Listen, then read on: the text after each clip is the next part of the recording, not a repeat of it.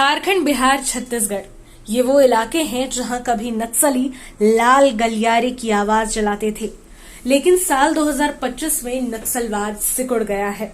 केंद्र सरकार का दावा है कि नक्सल मुक्त भारत का सपना अब साकार हो रहा है, लेकिन खुशी का ये मौका आखिर क्यों डर और दहशत में लग रहा है?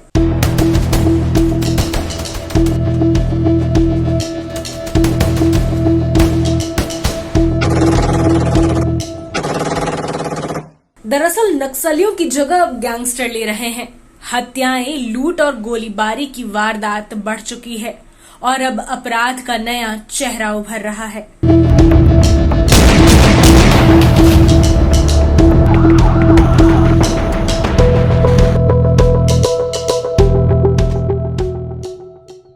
आज बात इसी गैंग और गैंगस्टर की करेंगे। झारखंड से नक्सलवाद खत्म होने को सुरक्षा बल के जवान की कार्रवाई बड़ी कामयाबी है, पर अब महज सारंडा तक ही उग्रवादी सीमित होने का दावा भी किया जा रहा है। गुप्त सूचना मिला था कोयलकरा जो जंगली क्षेत्र में नक्सली के आने की सूचना मिला था। उसी सूचना के आधार पर हम लोग ऑपरेशन प्लान किए थे। जो ऑपरेशन में जो सीआरपी का फोर्स था और कोबरा का फोर्स था, हमारा जो जिला बल का भी फोर्स था। इसी ऑपरेशन के दौरान आज सुबह लगभग 5:50-55 के आसपास इनकाउंटर हुआ है। अभी भी जो ऑपरेशन चल रहा है, बीच बीच में अभी फायरिंग हो रही है। लगातार हमारा फोर्स उधर तैनात किया है, ऑपरेशन लगातार जारी है। इसमें हमारी तरफ से कोई नुकसान अभी तक तो कुछ है नहीं। फोर्स सुरक्षित है, ऑपरेशन लगातार जारी है। हमको लगता है कि नक्सल साइड से भी कुछ कैजुअलिटी होगा। उसका जैसे ऑपरेशन खत्म होगा उसका पूरा सूचना हम लोग को मिल जाएगा तो फिर आपको शेयर करेंगे। लेकिन इस जश्न के बीच शहर में गैंगस्टर अपनी मौजूदगी दर्ज कराने लगे हैं। इनके निशाने पर कोयला कारोबारी से लेकर ठेकेदार तक सभी लोग इसमें शामिल हैं।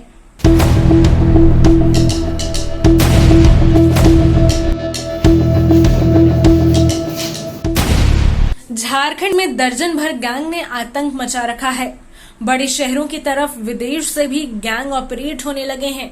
इनके निशाने पर कारोबारी हैं और खुलेआम गोलियां भी चलती हैं।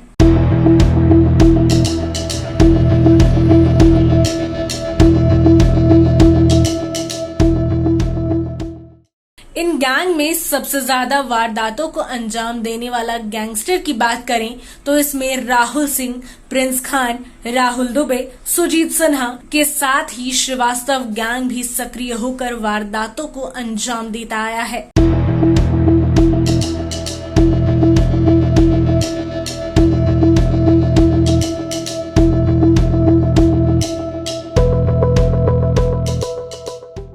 कोयलांचल से लेकर दक्षिणी छोटा नागपुर और पलामू से कोल्हान तक गैंग और गैंगस्टर की धमक से एक अलग सा डर का माहौल है।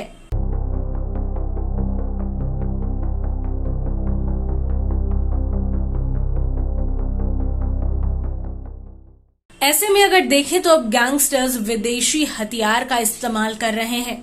ग्लॉक पिस्टल से वारदात को अंजाम दे रहे हैं, जिनके हर गोली पर किसी का नाम लिखा हुआ है। सबसे पहले बात अगर राहुल सिंह गैंग की कर लेते हैं तो अमन साहू के एनकाउंटर के बाद गैंग का पोस्टर बदला और अमन साहू की जगह अब राहुल सिंह ने गैंग को चलाना शुरू कर दिया है। हर बार गैंगस्टर के द्वारा सोशल मीडिया पर पोस्ट कर कारोबारी को धमकी दी जाती है, जिसमें साफ लिखा होता है कि कोयला कारोबार, जमीन कारोबार, ठेकेदार बिना मैनेज किए काम नहीं कर सकते हैं। अगर बिना मैनेज के काम किया तो खोपड़ी खोलने की बात कही जाती है। इस गैंग के द्वारा कई वारदातों को हाल में ही अंजाम दिया गया है। खूंटी के रनिया थाना क्षेत्र में एक माइंस में गोलीबारी की गई और बताया गया कि बिना रंगदारी के काम नहीं कर सकते हैं। इस गैंग का दायरा भी अब बढ़ गया है। पलामू, चतरा, लातेहार, गढ़वा, रांची, धनबाद, खूंटी, जमशेदपुर, हजारीबाग में भी गैंग की सीधी धमक देखी जाती है। इसके बाद कोयलांचल का डॉन प्रिंस खान यानी कि छोटे सरकार की बात कर लेते हैं। पहले गैंग धनबाद में सक्रिय था, लेकिन अब बोकारो, हजारीबाग, रांची, जमशेदपुर तक दायरा बढ़ गया है। इसके साथ ही कई वारदातों को अंजाम दे चुका है। इसके अलावा रंगदारी मांगने का तरीका अलग है। कभी पर्चा छोड़ता है तो कभी इंटरनेट कॉलिंग के जरिए फोन करता है। सबसे बड़ी बात, रंगदारी मांगने से पहले गैंग के गुर्गे संबंधित व्यक्ति की पूरी जानकारी जुटा लेते हैं और फिर फोन कॉल जाता है। इसी तरह सुजीत सिन्हा गैंग का सीधा प्रभाव भी कोयला कारोबारियों से लेकर रियल एस्टेट पर है। इसके गैंग के निशाने पर कई बड़े कारोबारी रहते हैं। कई बार गोलीबारी की वारदात को भी अंजाम दे चुका है और दहशत फैलाने का काम करता है। इसी तरह अमन श्रीवास्तव गैंग चतरा, हजारीबाग समेत कई जिलों में सक्रिय रहा है। इसका भी सीधा प्रभाव कोयला कारोबारियों के साथ बड़े पैसे वाले लोगों पर है।